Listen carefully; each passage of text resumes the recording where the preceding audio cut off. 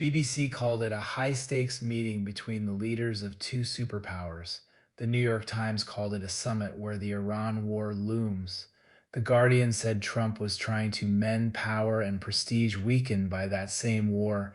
PBS NewsHour framed it as an attempt to repair damage. All four outlets were covering the exact same plane landing in Beijing on the exact same day. This is AI Command App Media Lens. Today, 5 stories, one news cycle, and a masterclass in how a verb, a quote, and a single buried detail can completely change what a reader walks away believing. Story 1. President Trump arrived in Beijing for a state visit with Xi Jinping. The facts are the same everywhere. Air Force One touchdown Wednesday evening local time. Trump traveled with a delegation that included Elon Musk, NVIDIA CEO Jensen Huang, Tim Cook, and several family members. The trip is the first state visit by a U.S. president to China since 2017. But the framing splits sharply.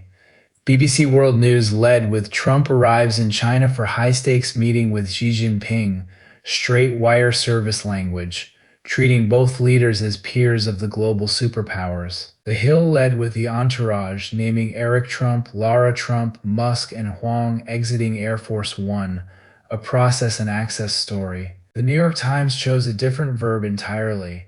For Trump, the Iran war looms over China summit. Their second piece declared that the balance of power between the United States and China had shifted in Beijing's favor even before the war in Iran began in February. That is not neutral. That is an argument. The Guardian doubled down. Their First Thing newsletter wrote that Trump was traveling to Beijing as he seeks to mend power and prestige weakened by the Iran war. PBS NewsHour described the trip as an effort to repair damage from tariff war that sent trade into a freefall. ABC News stayed analytical, leaning on a Bonnie Glasser expert interview about what to expect. Same plane, same handshake. One outlet says high stakes, another says looms, a third says mend. The reader doesn't get the same trip. Story 2. The South Carolina Supreme Court overturned the murder convictions of Alex Murdaugh, the disgraced former attorney serving life sentences for killing his wife and son in 2021. The ruling cited improper external influences on the jury by a court clerk during the original trial. 3 of the 4 outlets covering the story led with almost identical language, convictions overturned. But what they chose to put in paragraph 1 tells you a lot. The Guardian led with the legal mechanism. The New York Times said the decision upends one of America's highest-profile homicide cases. ABC News kept it bare and factual. PBS NewsHour did something the others did not. Their lead included this line: Murdaugh admits to being a thief, liar, insurance cheat, and bad lawyer, but has adamantly denied killing his wife Maggie and younger son Paul. That is character framing. PBS reminded the reader who this man is before describing what the court ruled. The Wall Street Journal headline was procedural. Granted new trial for murder of wife and son. NPR pivoted to an explainer. Here's a timeline of his case. Same ruling. Some outlets centered the law. One outlet centered the defendant. One centered the reader's confusion. Story 3. President Trump told reporters before leaving Washington that he is not thinking about Americans' financial situation while negotiating with Iran.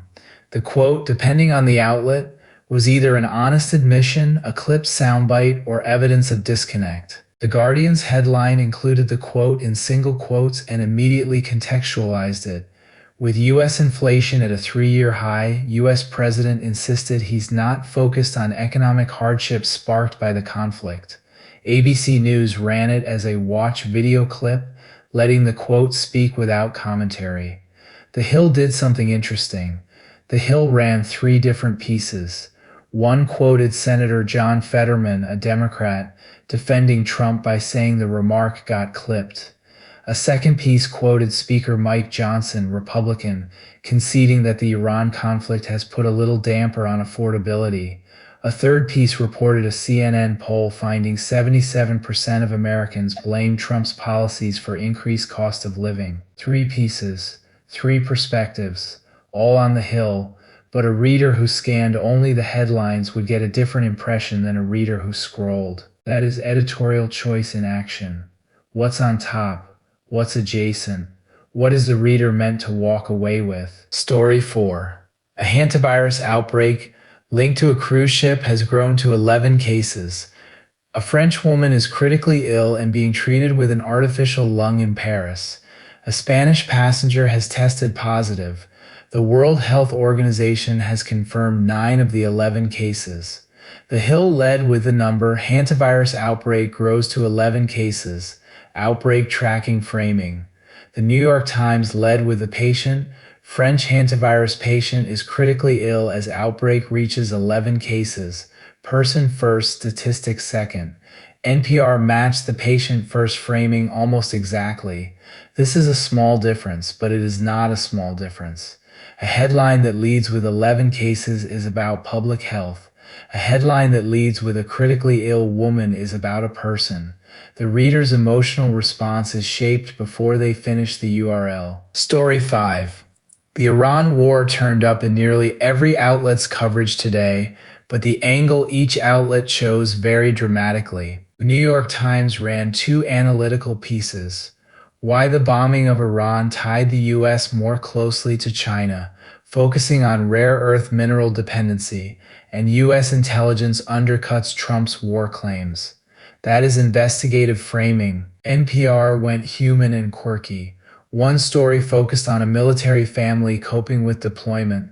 Another reported that Pentagon officials estimate the war has cost $29 billion so far. A third piece, and this is real, covered Japanese snack packaging turning black and white because the war has disrupted the supply of an ingredient used in colored ink. The Hill played it political. 3 Republican senators, Lisa Murkowski, Susan Collins, and one other, voted to advance a Democratic resolution under the 1973 War Powers Act to halt the conflict. Speaker Johnson called it a little damper on affordability. Same war. The Times treated it as strategic chess. NPR treated it as daily life. The Hill treated it as a vote count. Each outlet was right.